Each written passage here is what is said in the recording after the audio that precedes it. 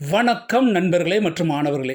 இன்றைய காணொளி பதிவானது பார்த்தீங்கன்னா, போட்டித் தேர்வில் அடிக்கடி கேட்கக்கூடிய வினாக்களை உங்களுக்கு வடிவமைத்து கொடுத்துள்ளேன்.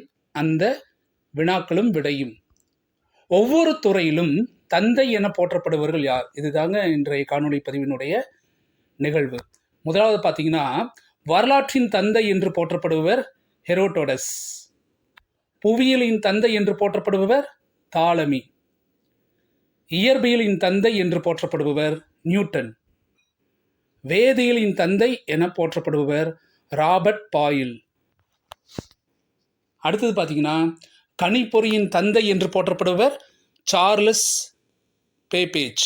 அதாவது சார்லஸ் பாப்பேஜ் தான் சார்லஸ் பேபேஜ்னு கொடுத்துருக்குறங்க, பார்த்துக்குங்க. அடுத்து தாவரவியலின் தந்தை என்று போற்றப்படுபவர் தியோபிராஸ்டஸ். விலங்கியலின் தந்தை என்று போற்றப்படுபவர் அரிஸ்டாட்டில். பொருளாதாரத்தின் தந்தை என்று போற்றப்படுபவர் ஆடம் ஸ்மித். சமூகவியலின் தந்தை என்று போற்றப்படுபவர் அகஸ்டஸ் காம்தே. அறிவியலின் தந்தை என்று போற்றப்படுபவர் அரிஸ்டாட்டில். அரசியல் தத்துவத்தின் தந்தை என்று போற்றப்படுபவர் பிளாட்டோ. மரபியலின் தந்தை என்று போற்றப்படுபவர் கிரிக்கர் கோஹன் மெண்டல். நவீன மரபியலின் தந்தை என்று போற்றப்படுபவர் டிஹெச் மார்கன். வகைப்பாட்டியலின் தந்தை என்று போற்றப்படுபவர் கார்ல் லின்னேயஸ். மருத்துவத்தின் தந்தை என்று போற்றப்படுபவர் ஹிப்போகிரேட்டஸ்.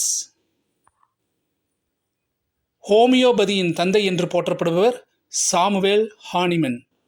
ஆயுர்வேதத்தின் தந்தை என்று போற்றப்படுபவர் தன்வந்திரி.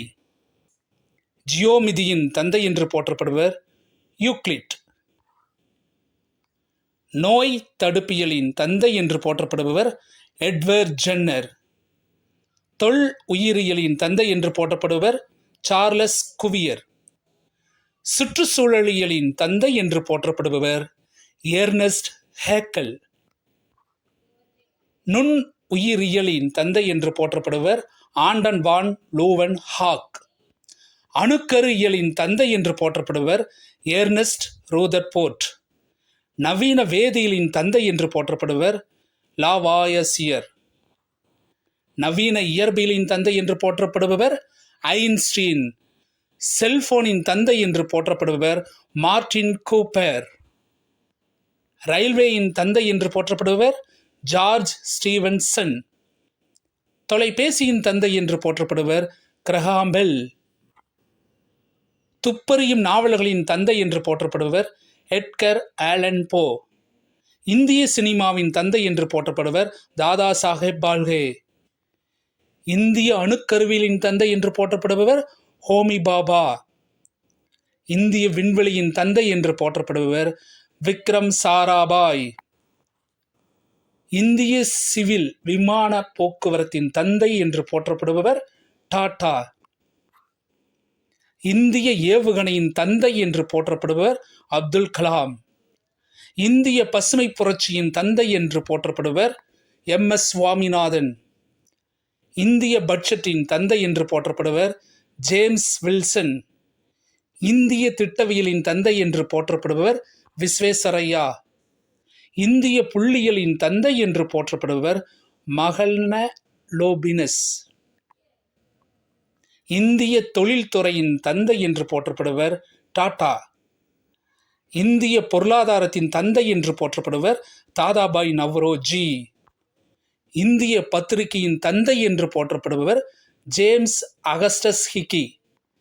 இந்திய மறுமலர்ச்சியின் தந்தை என்று போற்றப்படுவர் ராஜாராம் மோகன் ராய்.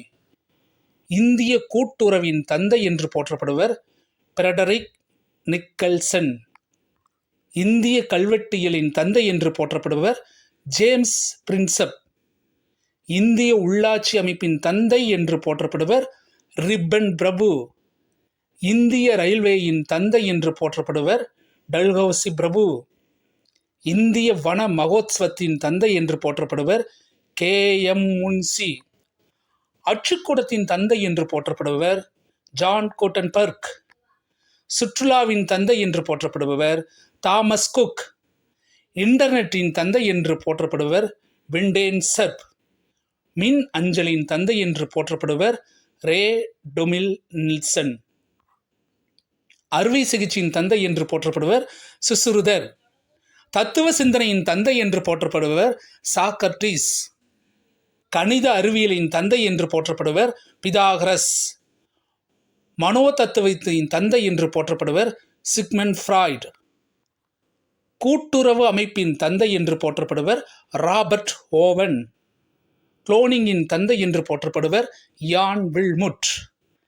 உருது இலக்கியத்தின் தந்தை என்று போற்றப்படுவர் அமீர் குஸ்ரு. ஆங்கில கவிதையின் தந்தை என்று போற்றப்படுவர் ஜியாப்ரி சாசர். அறிவியல் நாவல்களின் தந்தை என்று போற்றப்படுபவர் வெர்னே. இந்திய வெண்மை புரட்சியின் தந்தை என்று போற்றப்படுபவர் வர்கீஸ் குரியன். இந்த தந்தை யாருன்னு பார்த்துக்குங்க. இதெல்லாம் கேட்டு இருப்பாங்க, சரிங்களா? ஒரு மதிப்பெண்னால கண்டிப்பாக இதிலிருந்து ஏதாவது ஒன்றாவது உங்களுக்கு போட்டித் தேர்வில் கேட்டுக்கொண்டே இருப்பார்கள். இந்த காணொளி பதிவை நன்றாக கவனம் வைத்து படித்துக் கொள்ளுங்கள். நன்றி, வணக்கம்.